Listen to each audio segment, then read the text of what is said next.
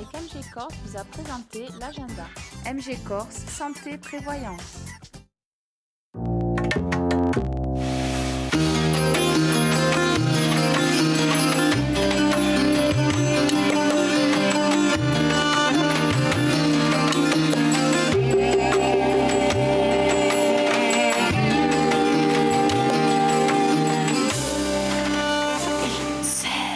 Mesdames et messieurs, bonjour et bienvenue dans Mandia Insem avec un retour, le retour de Marina Rebaldi. Bonjour Marina. Bonjour Luc, je suis ravie de vous retrouver. Bonjour à tous. Nous aussi, Marina. Vous savez pourquoi j'étais absente? Je l'ai dit chaque jour. Très bien. Un forum international de la météo, 8e édition, qui s'est très bien passé. D'accord, et on accueille aujourd'hui, comme un jeudi sur deux, Raphaël Pierre Bianchetti. Bonjour Raphaël. Bonjour à Raphaël. tous, bonjour Marina.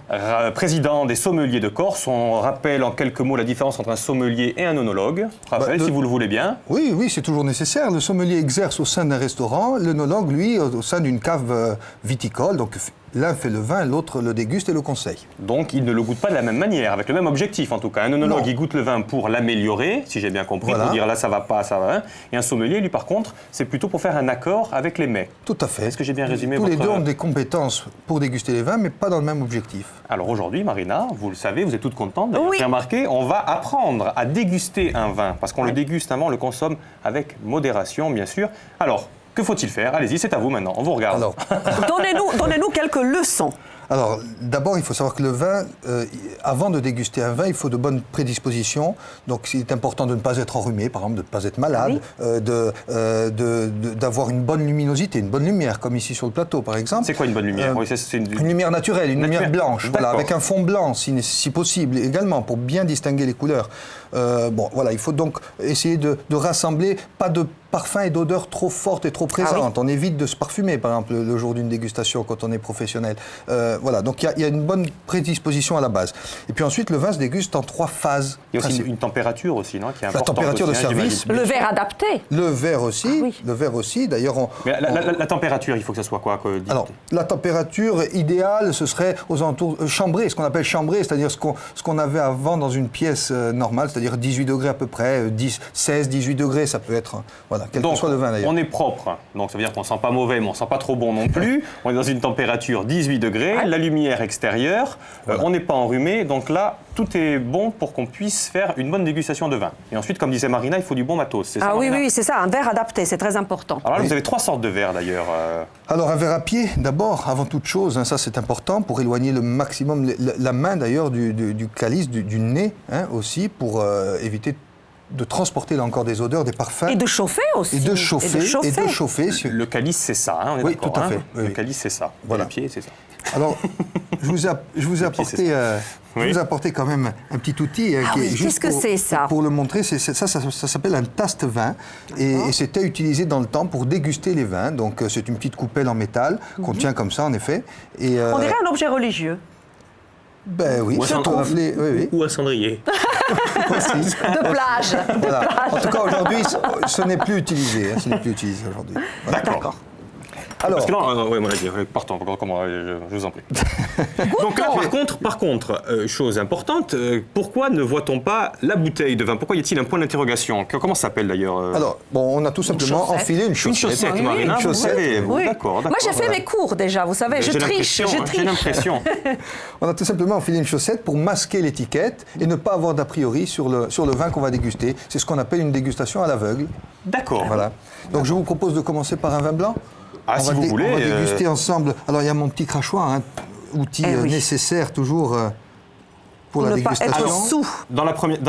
Il y a 15 jours, souvenez-vous, hein, vous vous en souvenez, Raphaël, vous nous avez appris à servir le vin. Et quand on sert le vin, on vient toujours à la droite de la personne, si je me souviens bien. Exactement. On commence par servir celui qui va le goûter. D'accord. Et après, quand il a dit que c'était bon, on sert les dames d'abord. Voilà, Hein c'est exact. Ça petit D'abord rappel, les dames. piqûre de Et là, rappel. aujourd'hui, vous n'avez rien commandé, donc c'est moi qui commence. Si vous voulez, Marina. Alors je vous invite goûte. à prendre un verre Allez. et ensemble on va procéder donc à la dégustation. Il y a 3 phases donc bien distinctes. Très bien. La première d'entre elles, c'est la phase visuelle. Donc elle fait appel à la vue et elle va déjà donner beaucoup d'informations puisque d'abord on va essayer de distinguer la limpidité du vin, c'est-à-dire est-ce qu'il y a des dépôts, pas de dépôts, est-ce qu'il est trouble ou pas, est-ce qu'il a des défauts. S'il y a des dépôts, c'est grave? Non, pas sur un vin rouge. Pas forcément. sur un vin rouge, Ouais. par exemple, des vins non filtrés peuvent avoir des résiduels de dépôt et c'est pas un défaut en soi. Sur les vins blancs et rosés, en général, on essaye d'avoir des vins au contraire limpides et filtrés. Qu'est-ce qu'elle veut dire? Donc la couleur là, qu'est-ce que. Alors bête. Plutôt pâle. Qu'est-ce qu'elle a Alors, c'est une couleur claire. En Claire. tout cas, voilà, là, c'est un jaune paille.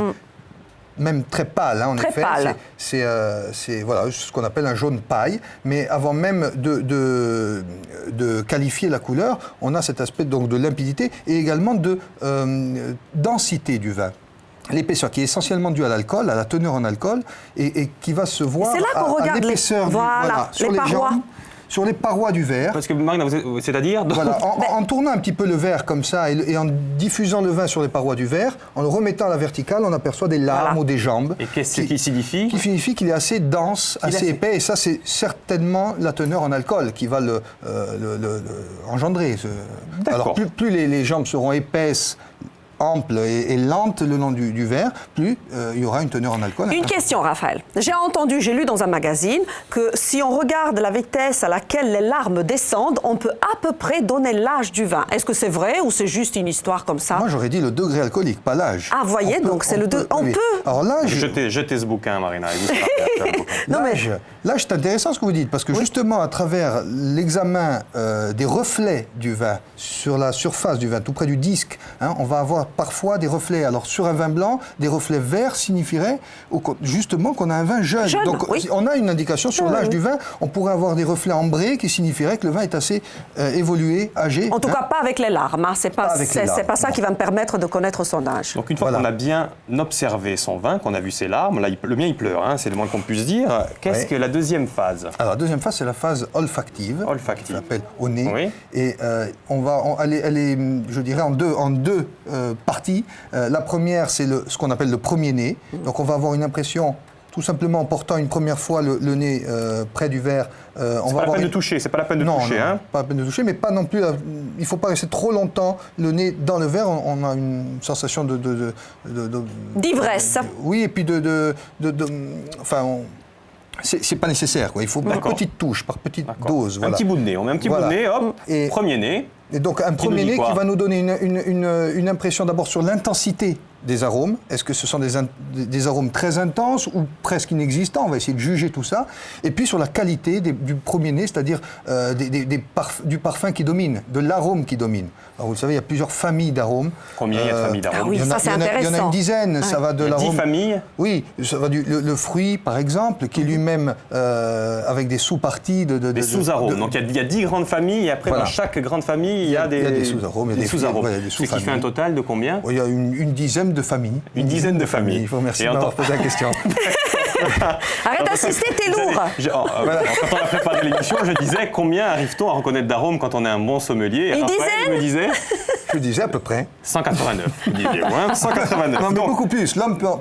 Oui, beaucoup plus. Beaucoup plus. Oui, oui. L'homme peut en donc ça c'est le en premier distinguer nez. davantage. Le premier nez. Oui, oui. Mais Marina, il y a un second nez. Et on Un dit second second nez nez. parce qu'il n'y a pas de troisième. Il n'y en a hein. pas de troisième, Après le second, il n'y a bien pas de sûr. troisième. Donc, Voilà. second, Un qu'est-ce qui se second passe nez. au second Donc, nez? celui-ci, d'abord, on modifie un petit peu le comportement, puisqu'on va remuer comme ça, faire tourner C'est un à petit ce peu le mo- vin. c'est à ce moment-là qu'on... Voilà. D'accord. Et On voilà, d'accord. pour exalter un petit peu tous les parfums, les odeurs. Donc on va exalter, remuer un petit peu tout ça. Il faut pas être pressé, Et porter là encore le nez à plusieurs reprises. Et à plusieurs reprises, c'est important pour juger Ah oui. aussi la persistance olfactive. Hein. Donc, C'est différent. C'est déjà différent, Raphaël. voilà, vous avez Ah oui. remarqué ces petites notes, Il y a une notamment note qui végétales, ressort qu'on n'avait pas tout à l'heure. d'herbes fraîchement coupées. Oui. Il y a également un petit peu de fruits, il y a un fruité, un petit peu de Oui, fruits oui, blancs oui. quand même. Et pour vous, rien?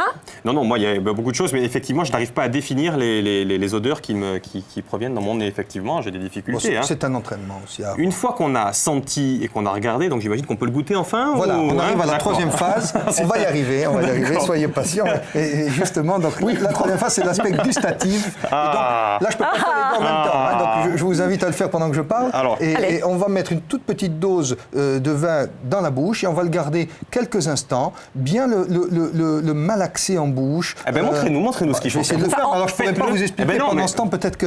On précise pour les téléspectateurs qu'on ne va pas boire, on va recracher. On n'est pas alcoolique. Non, mais sans Évidemment. être alcoolique, Et on d'ailleurs, répète, voilà, bien sûr, Marina. l'abus de l'alcool nuit à la santé. Donc, Bien sûr. soyez À toujours consommer avec modération. Donc on a un gros plan sur vous, là, Raphaël. Continuez.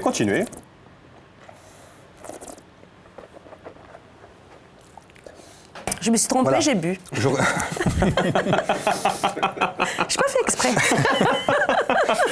Alors, moi j'ai recraché. Donc vous avez vu, j'ai oxygéné un petit peu, j'ai malaxé le vin dans la bouche. Et ça pour distinguer trois phases importantes dans cette partie gustative. C'est d'abord l'attaque. Donc quelle est la saveur qui va dominer sur la langue à l'attaque. Dans ce cas-là, c'est certainement la salinité. La salinité. C'est un vin un petit peu minéral comme ça. Moi, je trouvais un peu salin. acide.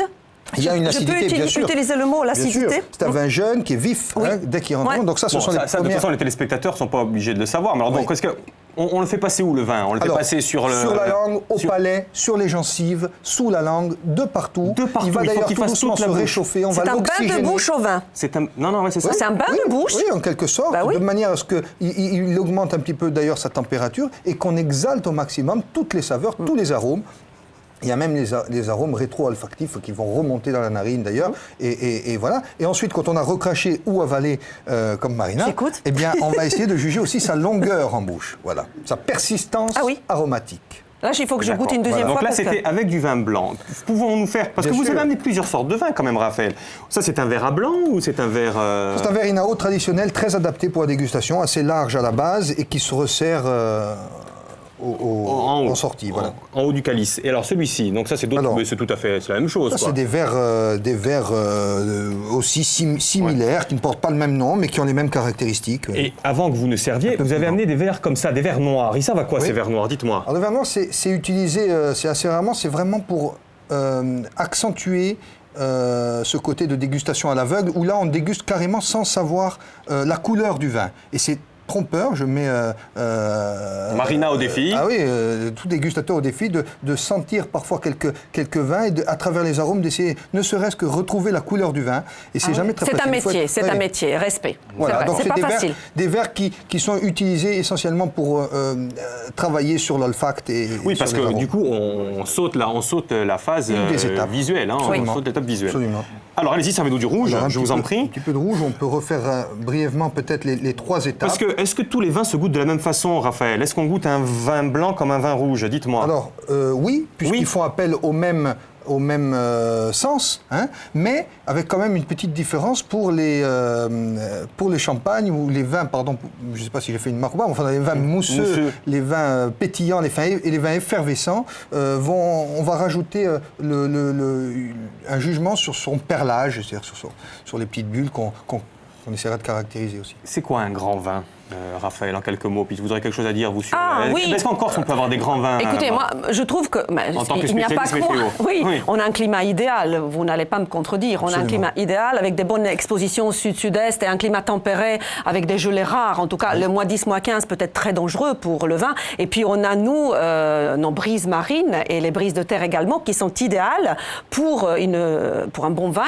une vigne, parce que notamment la brise de mer, elle va toujours rafraîchir l'atmosphère et donner cette fraîcheur nécessaire pour éviter les grosses chaleurs.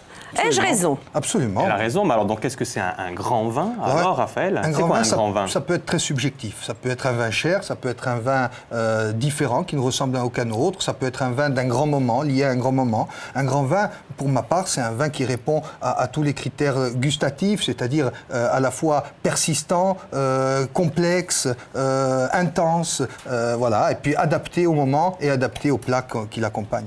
D'accord.